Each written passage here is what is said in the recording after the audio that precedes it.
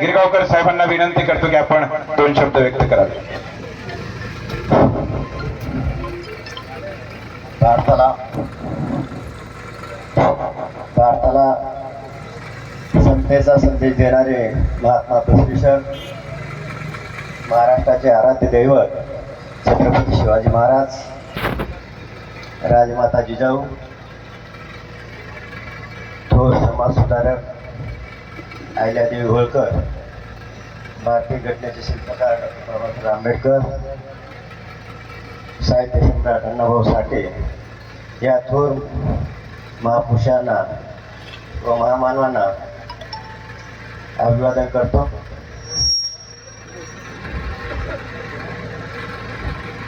या ठिकाणी नरंगल येथे आज हा माझे बालमित्र, नवीन चड्डी मित्र यांचा हा गौरव सोहळा, सेवापूर्ती गौरव सोहळा संपन्न होत आहे. या नरंगल शहरामध्ये, या नरंगल शहराचे म्हणले तर माननीय हिरोतराव पाटील नरंगलकर, जे या नांदेड जिल्ह्याचे थोर पुढारी नेते होते, त्यांचंही या ठिकाणी पुण्यस्मरण करतो आणि त्यांनाही मी वंदन करतो. या सेवागुरु सोहळ्याच्या निमित्ताने या ठिकाणी व्यासपीठावर उपस्थित असलेले कार्यक्रमाचे अध्यक्ष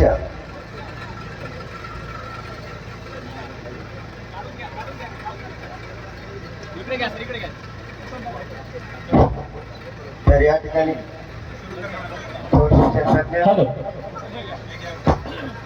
सेवेतून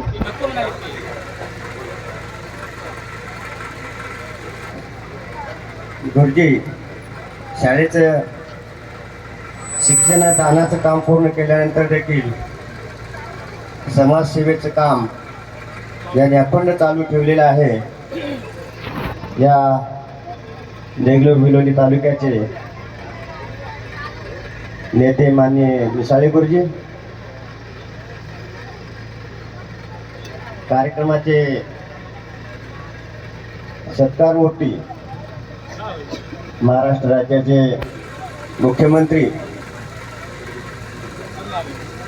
यांचे खाजगी सचिव, माझे नेते, मार्गदर्शक व गुरु असलेले बालाजी पाटील खतगावकर आणि सगरोळी येथील संस्थेचे संचालक सुनील देशमुख व व्यासपीठावर उपस्थित असलेले गोपथडे वहिनी, त्याचबरोबर असलेले माझे मित्र आणि आदरणीय सर्व मंडळी, या ठिकाणी आवर्जून देगलूर आणि बिलोली तालुक्यातून व राज्यातून कानाकोपऱ्यातून या सेवापूर्ती गौरव सोहळ्यासाठी त्यांना शुभेच्छा देण्यासाठी आलेले भारतीय जनता पक्ष, काँग्रेस, राष्ट्रवादी व इतर सर्व पक्षाचे सन्मान्य पदाधिकारी, पंचक्रोशीतून आलेले सर्व सरपंच मंडळी, तसेच या गावच्या सरपंच आणि या संस्थेचे सर्व संचालक मंडळ आणि आवर्जून एवढा उशीर झाला तरी या शाळेचे विद्यार्थी मित्रांनो आणि पत्रकार बंधू आणि भगिनींनो, आता कार्यक्रमाला उशीर झालेलाच आहे आणि त्यामध्ये बालाजीरावची आणि माझी फ्लाईट गेलेलीच आहे. त्यामुळं आता मला वाटते अध्यक्षाच्या परवानगीने 5 मिनिटाच्या ऐवजी 2 मिनिटं वाढवून घेऊन माझं मनोगत आहे हे या ठिकाणी मी व्यक्त करतो. अशोकराव गुपचडे हे गोरगावचे जरी असले तरी त्यांचं पूर्ण अगदी पहिलीपासूनचं ते 10वीपर्यंतचे शिक्षण हे सगरोळी येथे झालेले आहे. त्यामुळं सगरोळी येथे शाळेमध्ये अगदी प्राथमिक शाळेपासून ते 10वीपर्यंत आम्ही केवळ बालमित्रच नाही तर चड्डी मित्र होतो आणि मांडीला मांडी लावून, खांदाला खांदा लावून एकाच बेंचवर आम्ही शिकलेलो आहोत. त्यांचं शिकत असताना अनेक गोष्टी, त्यांचे पैलू खूप अभ्यासण्यासारखे होते. आपल्याला माहीत आहे की वर्गामध्ये दोन पद्धतीचे विद्यार्थी असतात. पहिल्या बेंचावर असलेले, मधल्या बेंचवर असलेले आणि पाठीमागे बसणारे असलेले. नुसते अभ्यासात असणारे, मैदानात असलेले आणि इतर गुणामध्ये परांगत असलेले. पण अशोकराव हे असे व्यक्तिमत्व होते की ते पहिल्या बेंचपासून शेवटच्या बेंचपर्यंत सगळ्यामध्येच मिसळत होते आणि पुस्तकापासून ते मैदानापर्यंत सगळ्याच गोष्टीमध्ये ते पारंगत होते. जसं म्हणतो, जर पाण्याला जर विचारलं तर पाणी तेरा रंग कैसा, तो बोलतो जिसमें मिला है उसके जैसा. तर असं हे व्यक्तिमत्व, अष्टपैलू व्यक्तिमत्व अशोक गोपछडे यांचं होतं आणि आहे. आज ते मी बऱ्याच वेळेस पाहतो, त्यांचं हे जीवन आहे अतिशय काटेकोर पद्धतीने त्यांनी जीवन जगलेलं आहे, सात्विक पद्धतीने जीवन जगलेलं आहे. आपण सुरुवातीचं जे ब्रह्माश्रम असतो, त्यानंतर जे ग्रहस्थाश्रम, त्यानंतर वानप्रस्थाश्रम म्हणतो. पण या दोन्ही गोष्टी ग्रहस्थाश्रम करत असताना त्यांना खूप मोठा संघर्ष त्यांनी जीवनामध्ये केलेला आहे. मी अतिशय जवळून पाहिलेला आहे. आणि हे करत असताना एवढ्या मोठ्या जबाबदाऱ्या त्यांनी पार पडलेल्या आहेत. आपल्याला माहीत आहे, आज आपलं म्हणजे पत्नीचं आणि मुलाचं किंवा 2 किंवा 3 मुलं जरी असले तरी आज ते कुटुंब सांभाळणं फार जिकिरीचं होऊन गेलेलं असते. पण अशा परिस्थितीत मला आवर्जून या ठिकाणी उल्लेख करावा असं वाटतो की अशोकरावनी 3 कुटुंब या ठिकाणी सांभाळलेले आहेत. आणि ते बोरगावचं कुटुंब म्हणजे आई आणि वडील, त्यांच्याकडचा परिवार आणि त्यांचं स्वतःचा परिवार आणि त्याचबरोबर हिरवंतराव पाटलांचा जो वारसा म्हणून त्यांना जे कुटुंब होतं, त्यांचं सुद्धा परिपूर्णपणे त्यांचं वारसादार चालवणे हे सुद्धा फार मोठी जबाबदारी होती. आणि ह्या सर्व जबाबदाऱ्या आहेत त्यांनी अतिशय उत्तम पद्धतीने पाडलेल्या आहेत.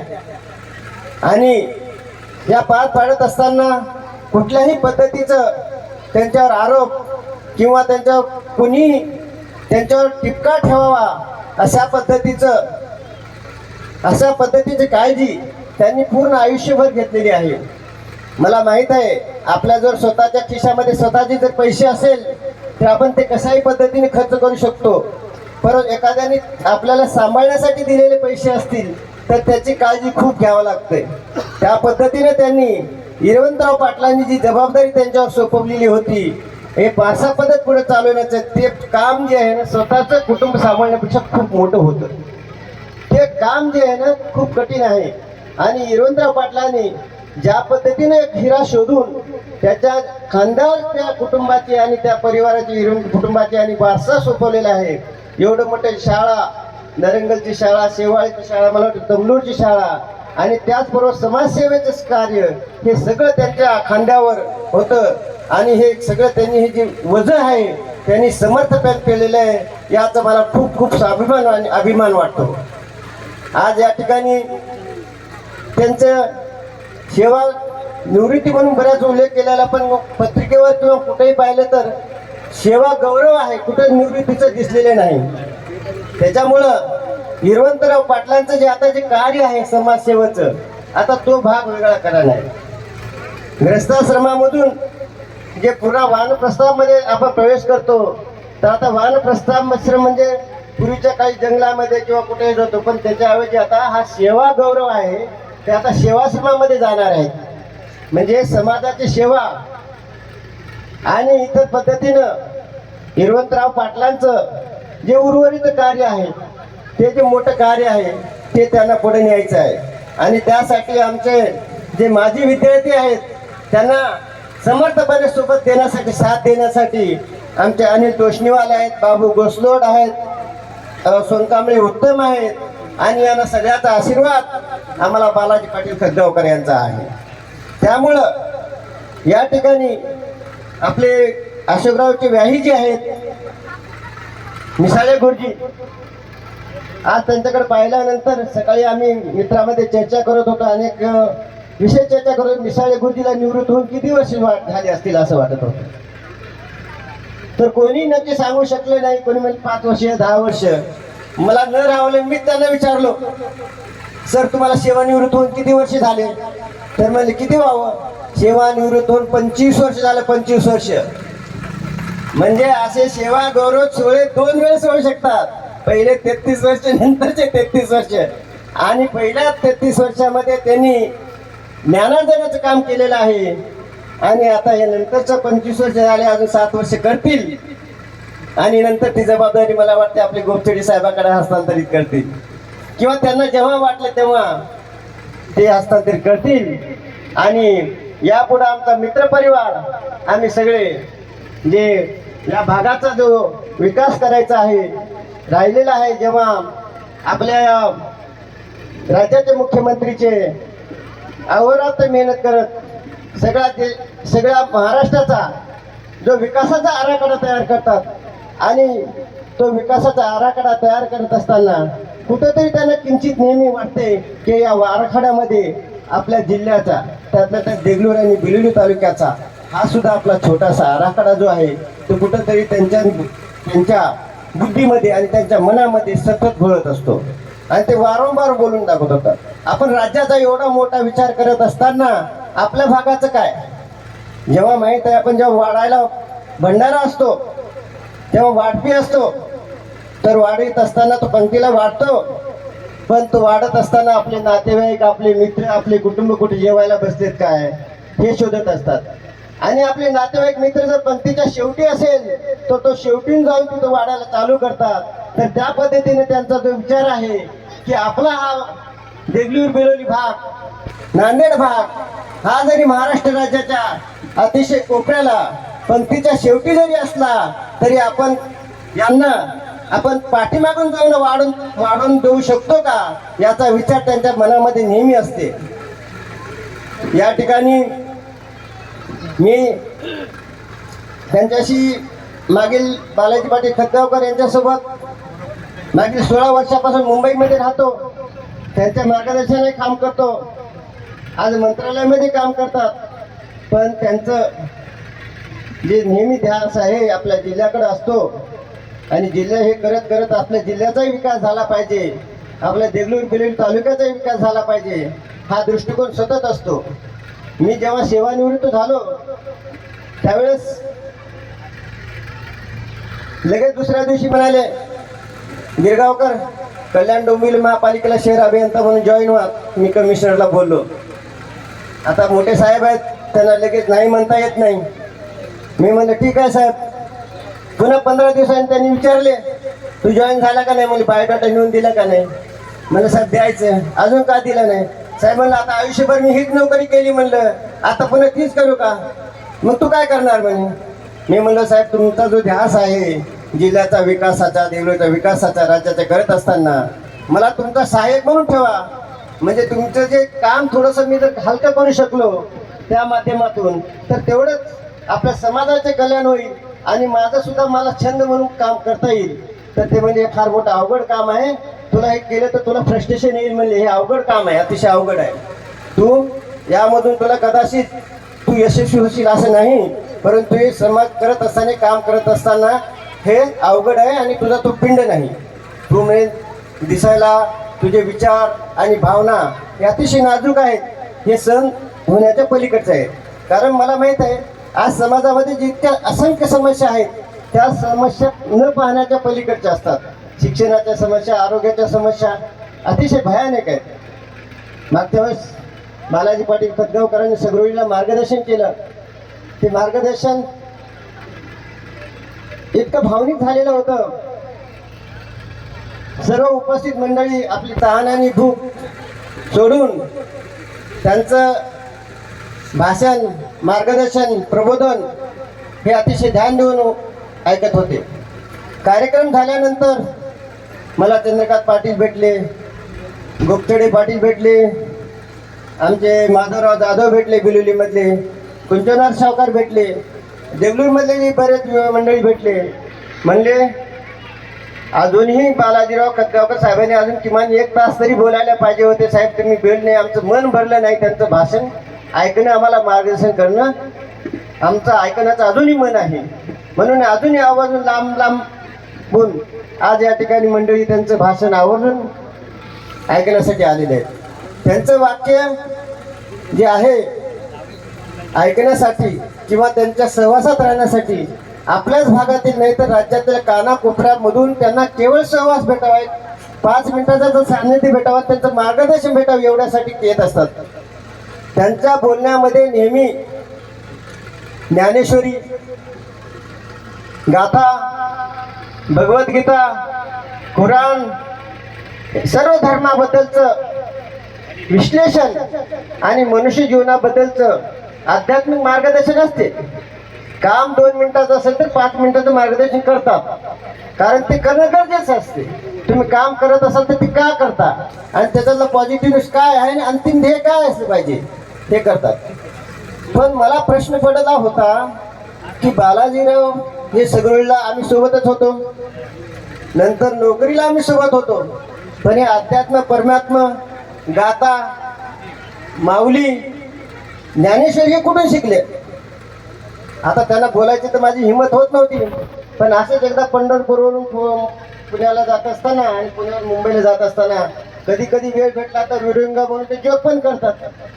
मग ते जोक जरा त्यांचा जरा थोडंसं मोठा विचार वाटला, तेव्हा गप्पा मारत मारत साहेबांनी हळूच विचारलं. साहेब म्हणलं म्हणजे त्यावेळेस गप्पा चालल्या होत्या अध्यात्म परमात्मावर आणि जिजाऊ म्हणजे ज्ञानेश्वरी गाथावर उपदेश चालला होता. साहेब म्हणलं तुम्ही इतक्या वर्षापासून मी सोबत आहे 81 पासून, पण हे सगळं शिकलात कधी? म्हणलं तुम्ही एवढं ज्ञानेश्वरीचं गाथेचं सगळं भगवद्गीतेचं नेहमी दृष्टांत देतात. ते इतके खदखदून असते, एवढं खदखदून कधीच असलेलं नाही पाहिले, कारण की त्यांना आतापर्यंत कोणी विचारलंच नाही. तर त्यांनी सांगितले, हे बघ म्हणे गिरगावकर, मी जेव्हा 7वी पर्यंत म्हणे मी गावातच शिक्षण घेतलं, तर 7वी पर्यंत गावात शिक्षण घेत असताना आमच्या गावामध्ये नेहमी सप्ताह लागायचा, गाथा पारायण व्हायचं.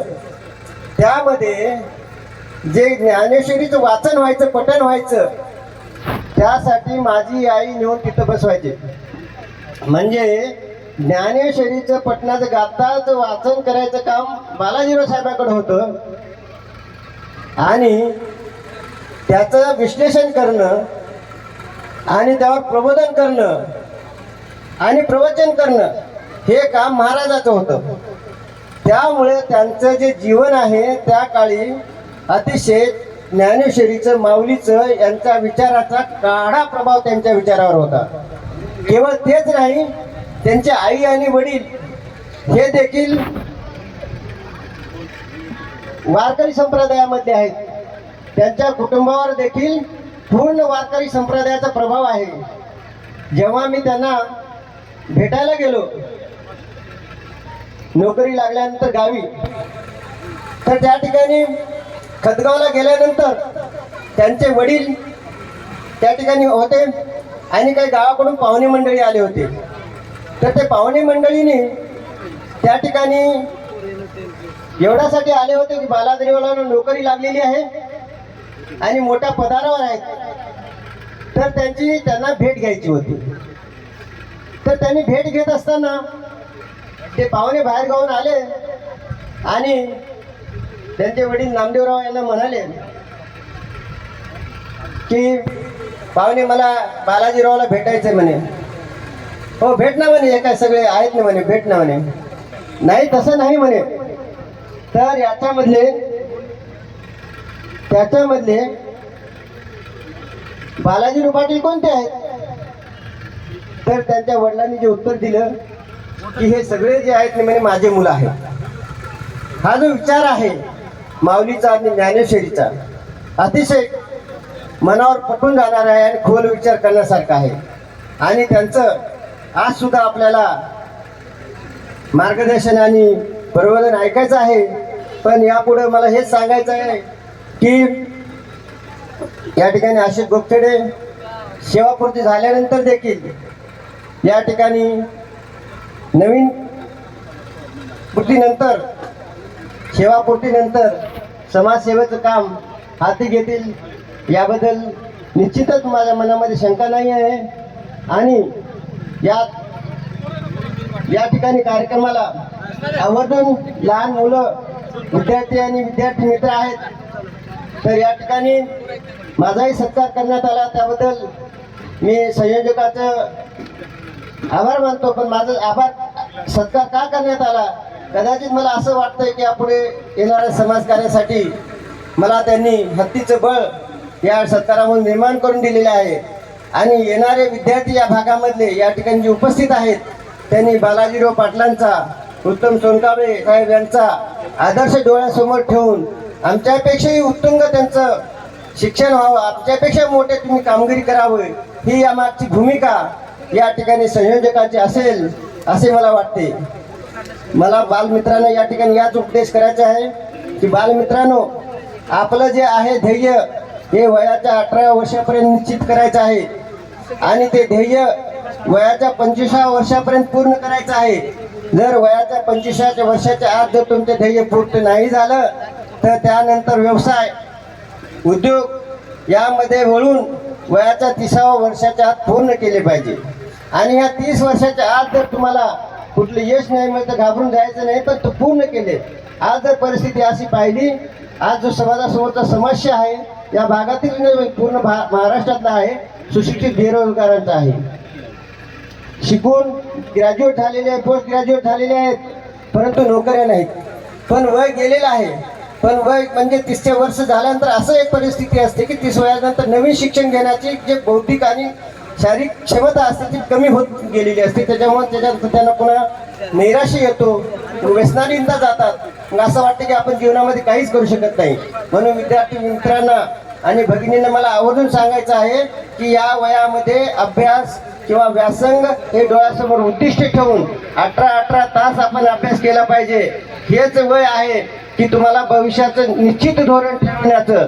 जर तुम्ही म्हणालात नाही आता काय करायचं, मी नंतर 12वी झाल्यानंतर करेन किंवा पुढचं BA ग्रॅज्युएशन, तसं होत नसते. लहानपणापासूनच आपण ध्येय निश्चित करून त्याची वाटचाल केली पाहिजे. तर त्या दृष्टिकोनातून मला हेच सांगायचं आहे की येणाऱ्या भविष्यामध्ये मला आता या ठिकाणी सांगितलं आवर्जून की आपल्याला देगलूर बिलोलीमध्ये विकासाचे कामं करायचे आहेत. या ठिकाणी लेंडीचा प्रश्न असेल, रेल्वेचा प्रश्न असेल, रस्त्याचा प्रश्न आहे. त्याप्रमाणे सुशिक्षित बेरोजगारांच्या माध्यमातून नवीन MIDC काढता येते का, नवीन या ठिकाणी आपला जो भाग आहे प्रामुख्याने गोदावरी, मांजरा, लेंडी सुपीक प्रदेश आहे. मी इस्रायल, पूर्ण भारत देश, जगातल्या अनेक देशात गेलो पण एवढा सुपीक प्रदेश कुठेही नाही. पण आपला भाग आगामी कसं काय आहे तर आधुनिक पद्धतीचं आपण आधुनिक पद्धतीनं शेती करत नाही आणि शेतीवर आधारित अन्न प्रक्रिया करणारी किंवा कारखानदारी करत नाहीत. तर यापुढे त्यांना कुठल्या तरी माध्यमातून आउटसोर्सिंग करून आणि त्यांना कन्सल्टन्सी नेमून यापुढे काही करता येईल का, हे यापुढे मी भावी आमचे जे मार्गदर्शक आहेत गुरु मान्य बालाजी पाटील खतगावकर यांच्या मार्गदर्शनाखाली, तसेच मिसाळे गुरुजी यांच्या मार्गदर्शनाखाली यापुढे आम्ही वाटचाल करू. एवढं बोलून मी माझे विचार संबोधतो. जय हिंद, जय महाराष्ट्र.